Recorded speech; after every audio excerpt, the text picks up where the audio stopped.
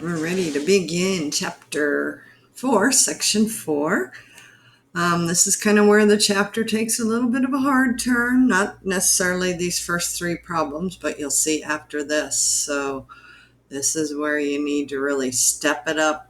Make sure you're watching all the videos, taking great notes, studying your notes at night, working on your ALEKs to make sure you submit all that new knowledge in your head. So your hard work will pay off, but you definitely need to put in the time. So this section is on division of polynomials. When you're dividing by a monomial, very easy.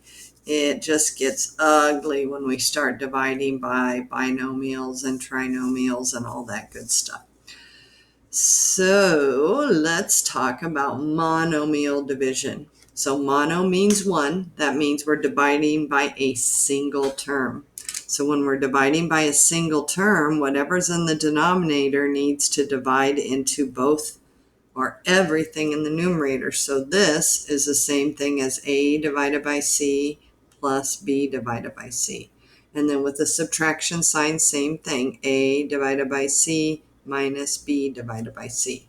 So we just turn it into separate fractions. And then here we are back at section 4.1. Remember how I told you that was a huge section? Well, we have to know the exponent rules for this section as well. So exponent rules are gigantic. They're not going away. So according to the box above, the 6 needs to be divided into each piece. So I get 48x to the 4th over 6 minus 18x over 6. And then I just simplify and write my simplified result. So 48 divided by 6 is 8x to the 4th minus 3x. And again, these are polynomials, so make sure they're in descending order, which this one is, x to the 4th, then x to the 1st. Okay, let's do one more together with exponents, and then you can try one. So let's go ahead and do 2. So this one we have 3 terms in the numerator. So we want to put all 3 items in the numerator over this denominator. So we have 30 m to the 7th n divided by 3 m to the 4th m minus 6 m to the 6th n to the 7 divided by that same denominator, 3 m to the 4th n. And then we have plus 9 m to the 5th n to the 9th over 3m 4n. So let's just look and make sure that looks correct. That one's right, minus 6. That one's good, plus 9. Yep, looks good. So now here's where the exponent rules come into play. So just like the scientific notation, you divide the coefficients, so the numbers in front, but then in division, what do we do with exponents? Subtract. So this is m to the 3rd. And then this is going to be 1 minus 1, which means n to the 0th, which is just 1, not into the 1, so we don't even need to write it. In fact, I like to tell students, remember, anything divided by itself is 1. So the n's just turn into 1. So it's 10m cubed times 1, which is still just 10m cubed. Minus 2, 6 minus 4m to the 2nd. If there's no exponent, put your 1 in. 7 minus 1 into the 6th. And last we have 3, 5 minus 4, m to the 1st, 9 minus 1 into the 8th.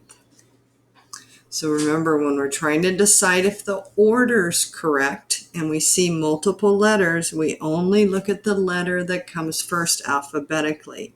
And M comes before n, so we don't even look at the n's. We only look at the m's and see if the problem is in descending powers of m. M to the third, m to the second, m to the first. Boom. No work needed. This one's already in the proper order. So when there are multiple letters, only look at the letter that comes first alphabetically and arrange it in orders of that. So M3, M2, M1, don't even look at the ends. They're inconsequential, I believe is that word. Okay, so go ahead and shut off the video and try number 3. Okay. And then come back and we'll check it together.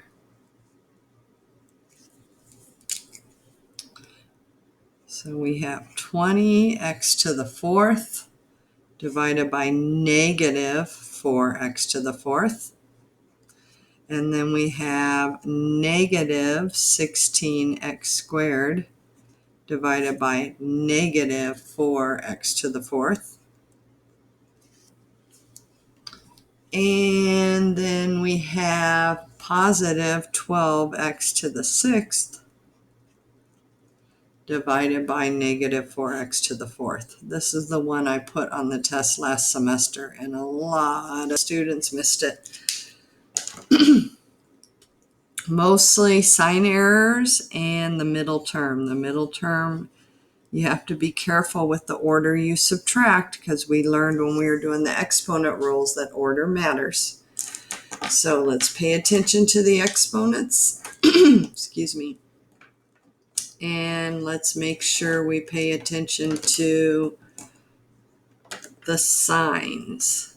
So on the first one, we have a positive divided by negative, negative 5. X to the 4th divided by x to the 4th is 1. Remember what I said? 4 minus 4 is 0. X to the 0th is 1. So we don't need it because negative 5 times 1 is still negative 5. So the first term is just negative 5. Here's a big error zone. Double negative turns to plus in division. Remember, this goes with the 16. So a negative divided by negative is positive 4. And then careful with your order. It's not 4 minus 2. It's 2 minus 4. So this would be x to the negative 2. And a lot of students miss that sign, and they miss that sign. And that's what makes them miss this problem. So double negative, positive, 2 minus 4, negative 2. And last, a positive divided by negative is negative 3x to the 6 minus 4, 2. And so the third thing students miss is if they got through all that and didn't miss any signs, then they box this answer.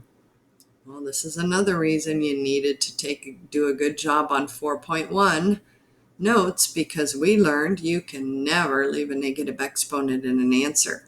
So right now this is over 1, and we learned in section 4.1 that anytime you have a negative exponent, its base and the exponent move down, not the 4. 4 doesn't have a negative exponent. That's another common error. Students want to move the 4, but the 4 has nothing whatsoever to do with the x or the negative 2. It's 4 times x to the negative 2. So they do not go together. So that x needs to move down so that its exponent can be positive. So my final answer here is going to be negative 5 plus 4 over x squared, because when we bring it down it becomes positive, minus 3x squared. And then I get a lot of questions from students. Well, how do you know what the order is? Well, this isn't a polynomial anymore. Remember how we learned on our last section, if x's are in the denominator, it's not a polynomial because we can't have negative numbers. The exponents to be a polynomial have to be whole numbers, which are 0, 1, 2, 3, 4. So when it's not a polynomial, there's no designated order. So you just box what you have as long as it is simplified. So that would be my problem. So, very good one to study for the test.